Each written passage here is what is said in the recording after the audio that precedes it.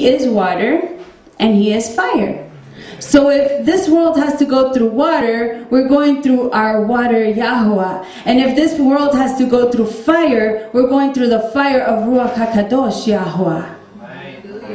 So because He is the water and He is the fire, we cannot be harmed because it comes from Him and we are His.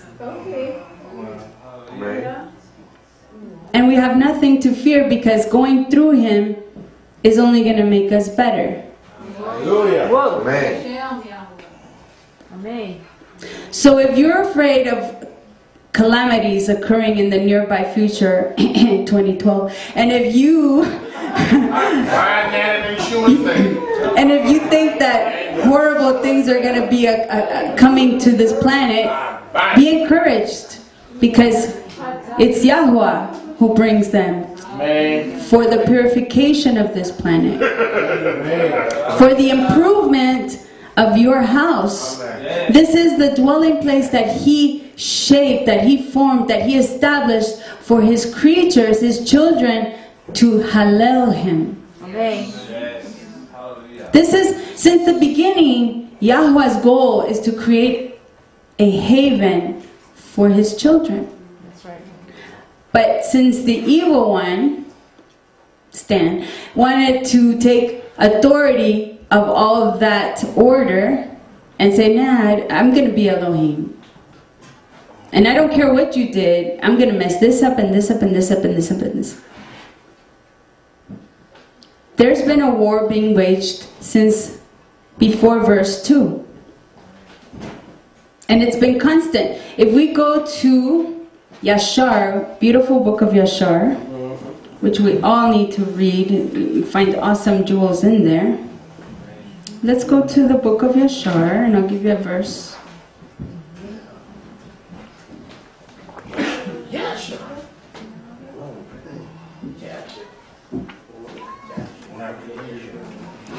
Okay, let's go to chapter 2. It says, chapter 2, verse 4. And the sons of men went and they served other Elohim, and they forgot Yahuwah who created them in the earth. That's always been our problem. Other Elohim that opt up. And then it says, verse 5. And every man made his Elohim, and they bowed down to them. And the sons of men forsook Yahuwah all the Yamim of Enosh and his children. And the anger of Yahuwah was kindled on account of their works and abominations that they did on the earth. And Yahuwah caused the Mayim of the river Gihon to overwhelm them. And He destroyed and consumed them. And He destroyed the third part of the earth.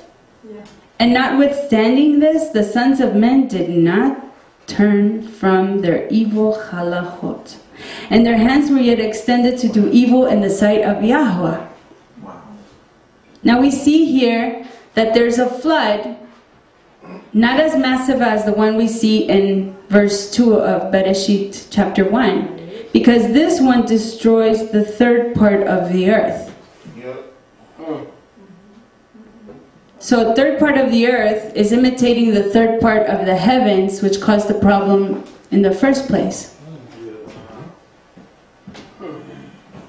And then we continue to see verse 9. And it was when men continued to rebel and transgress against Elohim and to corrupt their ways, and that the earth also became corrupt. When the people that inhabit a place are corrupt, as we learned in Shabbat Shuvah, the earth becomes corrupt. What you do wherever you are affects your environment. If you do something bad where you are, you're contaminating the land where you're standing. And that's a big problem. In other words, what you do does affect your environment. Yes, that's true. That is so true. Then we go to chapter 2, verse 12. It says, And Cainan knew by his wisdom that Elohim would destroy the sons of man for having sinned upon the earth. Have mercy. And that Yahweh would in the latter days bring upon them the Mayim of the flood. This man Cainan was prophesying and had a revelation regarding the times of Noah. Yes.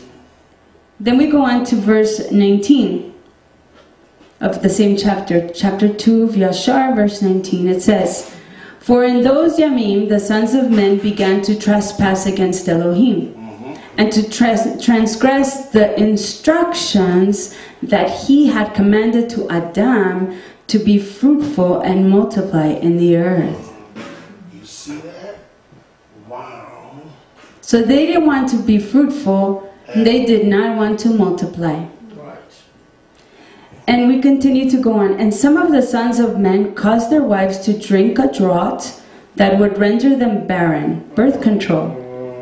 You think that that birth control is new? There's nothing new under the shemesh, under the sun. "To render them barren in order that they might retain their figures," ooh, vanity, "and whereby their beautiful appearance might not fade." These were models, beautiful ladies, and when they had children, they became a little out of shape. And the men didn't want to lose that tiferet in their wives, so they caused them to be barren. So they were glad because, of course, you know, back in those Yamim, they didn't have fear of death because they didn't die that quickly. So they thought they were going to live forever, or at least a long, long time. That's that going on now. And then if we jump to verse 36. Verse 36 says, "And the wives of Lamech listened to him in this matter, and they returned to him with the advice of their Abba Adam." These two ladies, they're Ada and Silla. These are the two wives, as we can see plural here, of Lamech. And their dad, or one of their abot, is Adam, and they go to him for advice. Adam advises his children, get yourself an Abba. Recurring theme. These girls, or these women, they're women now, they go to their Abba Adam for advice regarding what to do with their husband. That's another long story for another time. But eventually they came back and they bore no children to him, to Lamech, from that time, knowing, fearing, being paralyzed by the fear that Elohim's anger was increasing in those days, in those Yamim, against the sons of men to destroy them with the water of the flood for their evil doings. Have mercy. So here we see Yahweh creates the planets, the Shamayim and the earth. And then he finds disorder, he restores. Okay? The waters that rose up to cover all the face of the planet, they're separated and put back in order. If there's excess of waters on the earth, they're taken back to the Shamayim so that there's a firmament between them, and then the land is dried up so that new herb can come up in trees. And the environment ideal for human living is re-established. And then Yahweh puts the creatures back along with humans. But then we see that humans just don't get it. They don't understand, and they corrupt themselves in the land. And Yahweh, his anger is lit up against them, so he causes a third of the planet to be destroyed. And still they're rebellious, and still they're stubborn, and still they're sinful. And they continue in their ways, so much so that these two women conclude, okay, we're done giving children to our husband because we're about to get destroyed.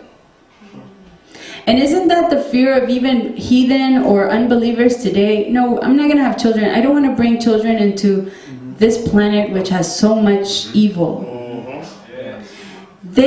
Even they, unbelievers and people who don't know Torah, have in the back of their mind that something's not going to be the same, thank you, for a while longer, because the iniquity that they see occurring on this planet is so intense that it just can't be possible that this humanity can continue to exist. They have it in the back of their mind. Many of them practice abortion or prevention of conception because they're afraid of what will become of their children.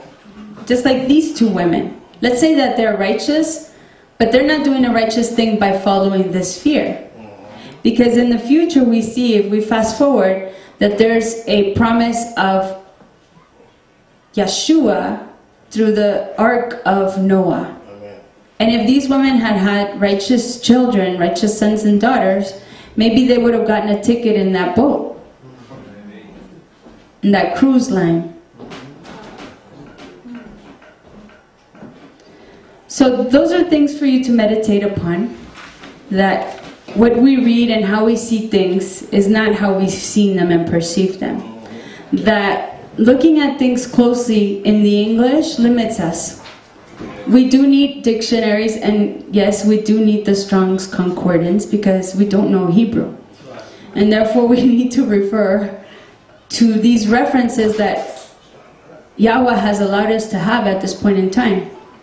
And if possible, we need to link up with Hebrew speakers who are willing to teach us Hebrew so that we may be able to really understand what's going on. And so that we can really prepare.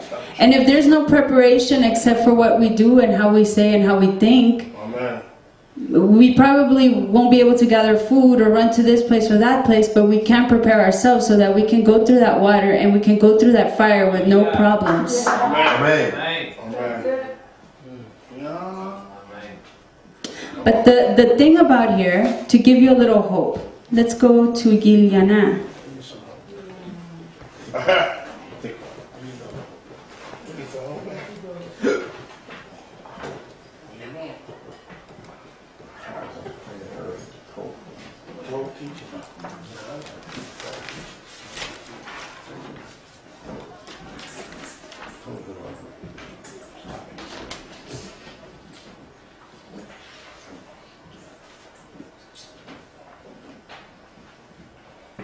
Chapter 21, verse 1.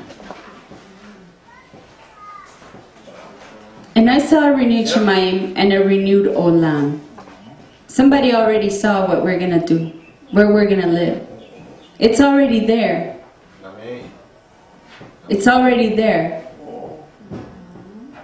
The end has been since the beginning. And all we're going through is a process. Yahweh knows the end from the beginning.